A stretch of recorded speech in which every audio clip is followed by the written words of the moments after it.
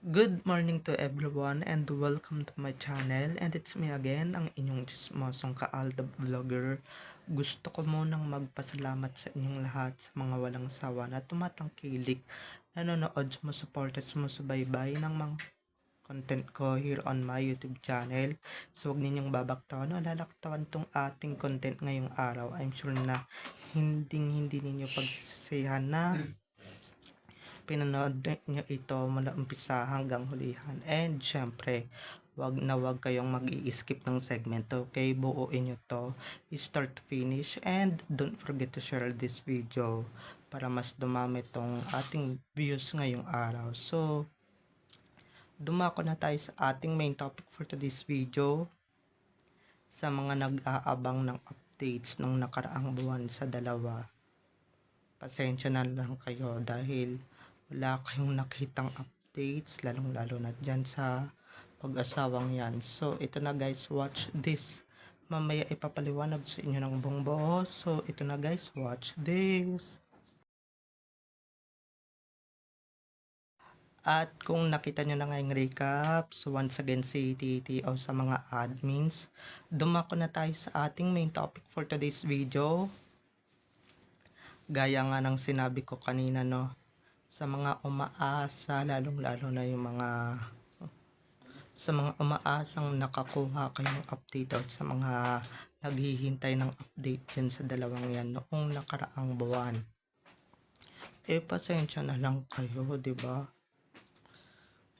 Dahil nga nasa vacation time or nasa family time yung dalawang yan, lalong-lalo nang nasa abroad yung mag-asawang Alden at May na yan. Dahil mga nabigo, and syempre mga masa din naman sila sa mga paek-ek and sa paeme na lang dalawang yan, diba?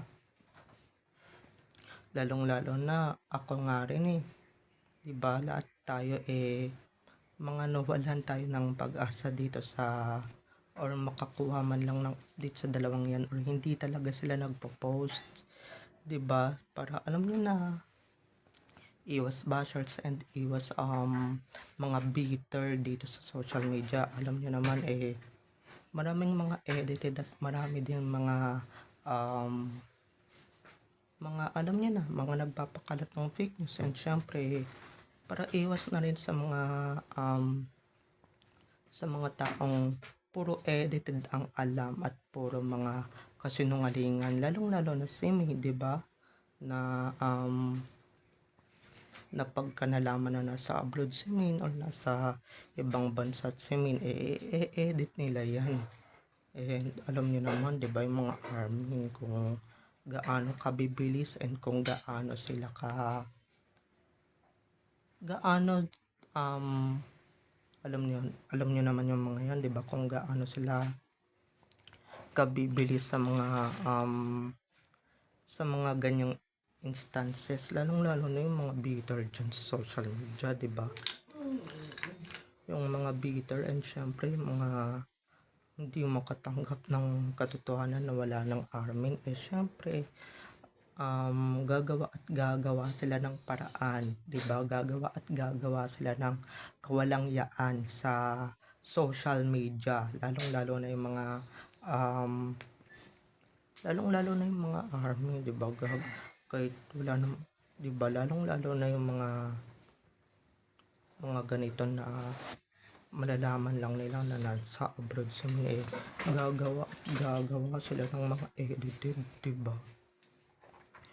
Magugulat ka na lang or magtataka ka na lang na ba't kasama na niya bigla si Arjo, di ba? So ayun yung iniiwasan ni Min, at lalong-lalo na guys, si Alden, di ba? Pag si Alden lalo yung nag-update sa kanyang IG or sa kanyang social media, ay nako, talagang kundi maa-army din yan or makakat din yan, di ba? Alam niyo naman yung dalawang fandoms na kakunti lang ang members, alam niyo naman yung katotohanan, alam niyo naman yung totoo na Kesyo hodang alam niyo naman iikot na naman ang mga imagination ng mga yan. Kaya buti na nga lang sa inyo at wala kayong update na nakuha. At maski ngayon guys, si Alden lang talaga yung nag-a-update. Ako guys, napansin ko na yan na even si Main ngayon, di ba matatapos na yung taon, di man lang natin alam kung saan man lang siya nagpunta, di ba? Ops, baka mamaya gumaan na naman ang yung mga kahibangan and syempre imagination ng mga kampo ng animalis dito sa social media, na na ganito ganyan ganito, di ba? na magkasama yung dalawa, magkasama yung Armin, di ba? Alam niyo naman, para iwas din sa mga bashers and iwas din sa mga gumagawa ng kwento dito sa social media, mas mabuti na nga lang na hindi na mag-update ang mag-asawang Alden at May na yan, di ba? Para naman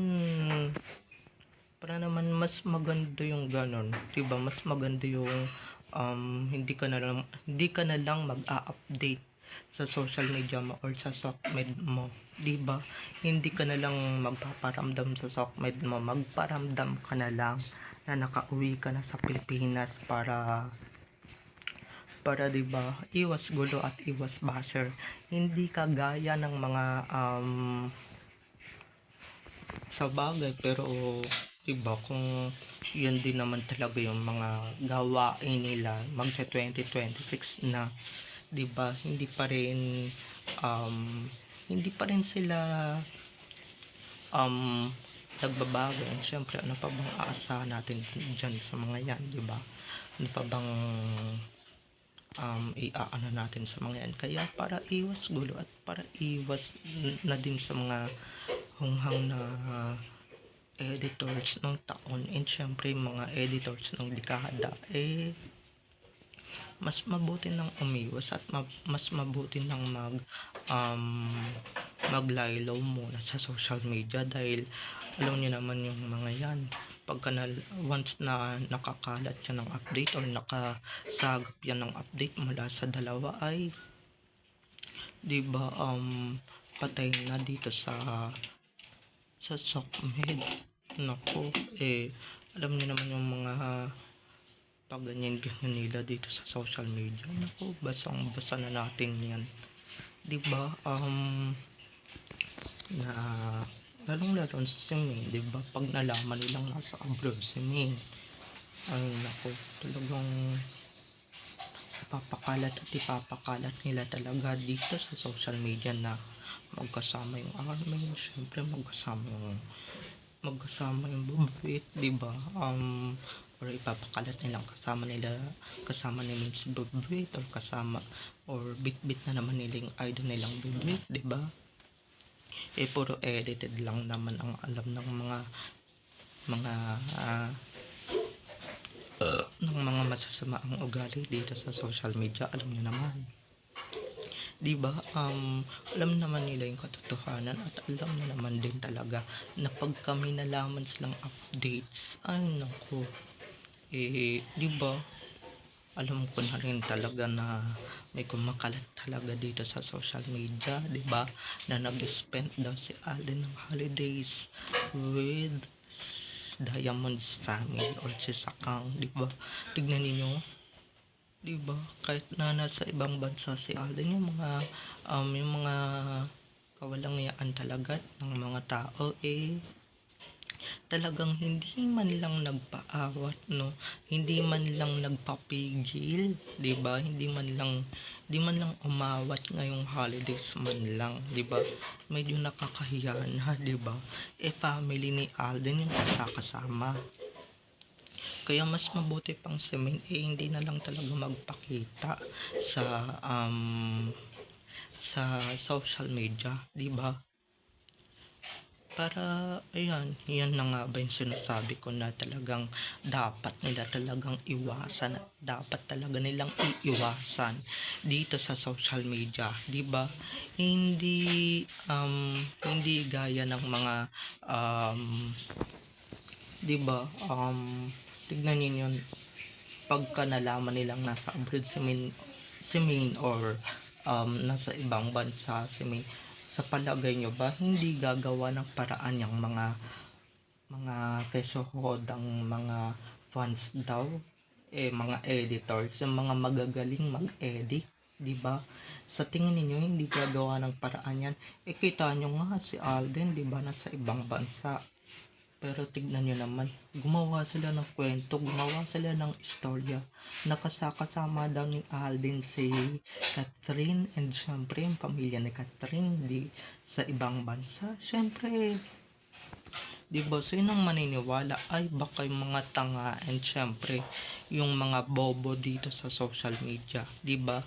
Um, at ito lang guys, maisingit ko lang, huwag kayong magreklamo kung ano ginagawa ko. E di kung ayaw ninyo marinig yung boses ko, takpan nyo na lang yung tenga ninyo, okay?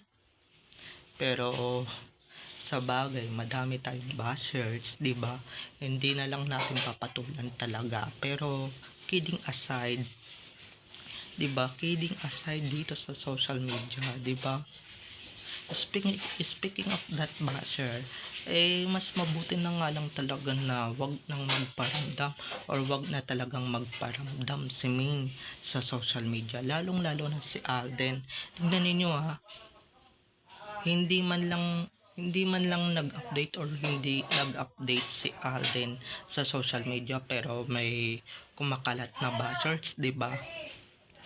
May kumakalat na basher, may kumakalat na gumagawa ng kwento. Yan yung iniiwasan ni Maine, 'di ba?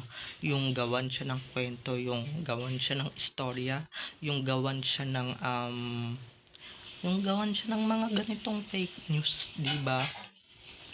Tignan ninyo, nung hindi man lang nila nakikitang nag-update si Maine sa social media, may nakapaggawa na ba ng kwento na magkasama daw kuno si Arjo at si Maine. Pero ito si Aldo na panay-update dito sa social media,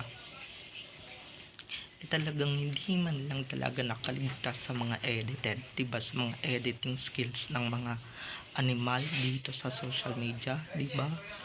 Hindi man lang hindi man lang nakapag hindi man lang nakapag-update sa ganitong, di ba, hindi man lang siya nakaligtas.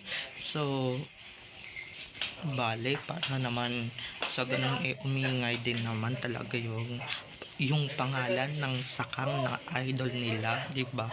Mas okay na yun talaga na talagang isama, 'di ba? Kasi awa na lang talaga yung makikita ninyo, 'di ba? Mga baliw na lang yung mga yan, 'di ba? Na palibhasa malalakas yung saltik nila dito sa social media. Kaya kung ano-ano yung pinapakalat at kung ano-ano yung mga kung ano-ano talaga yung mga edited na pinapakalat nila, 'di ba? Na kesuhodang ganito, kesuhodang ganyan.